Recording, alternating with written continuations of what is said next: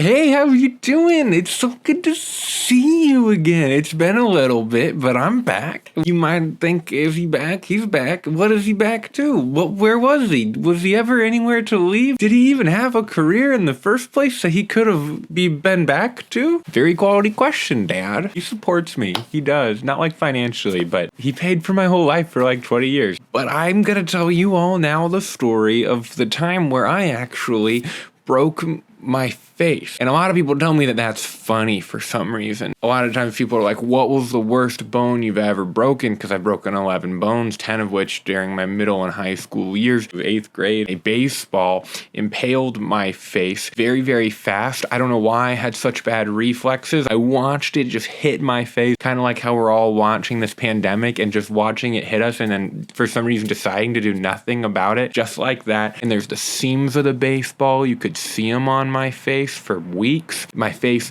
grew 3-4 sizes. It went through the whole rainbow of colors. I was unconscious for a little bit. I remember then the umpire was having to like prop me up. Blood was spilling down my nose. I remember seeing my dad sprint over to me, looking down at me. Just my nose, because of the swelling was so bad, my nose had like flipped all the way to the side. The doctor told me that if in fact it had been a little bit higher of a fracture, the eyeball would have actually fallen into the socket and I would have had to have surgery. Went back to school finally and my face was still swollen. And it was in 8th grade and I remember walking into class and just somebody, her name was Nicole, I won't say last name, and she looked up at me and she goes, "What happened to your face?" As if it needed an explanation. Like obviously it needs some explanation. You can't just like walk in with a totally different face. I just got my cheek done. I got my cheek done. That's what I should have said. Living paycheek to paycheek. Am I right? Only time in my life where I've been on Vicodin. And guys,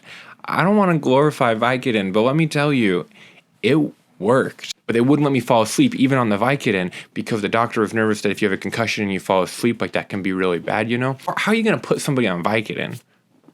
Become very calm.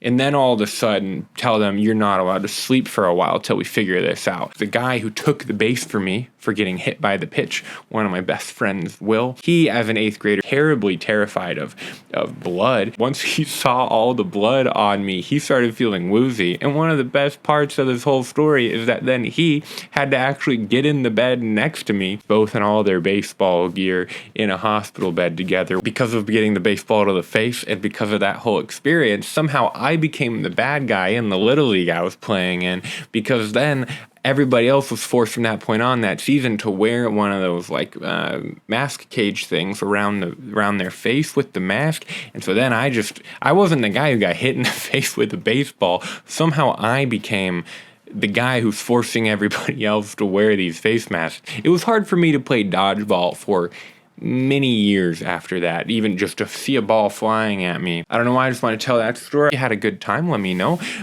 Drop a comment or whatever. And, I think that's a fun story that we all, me and the one person watching this had a great time. Also have a Patreon. Check it out. Okay, cool. Thank you so much.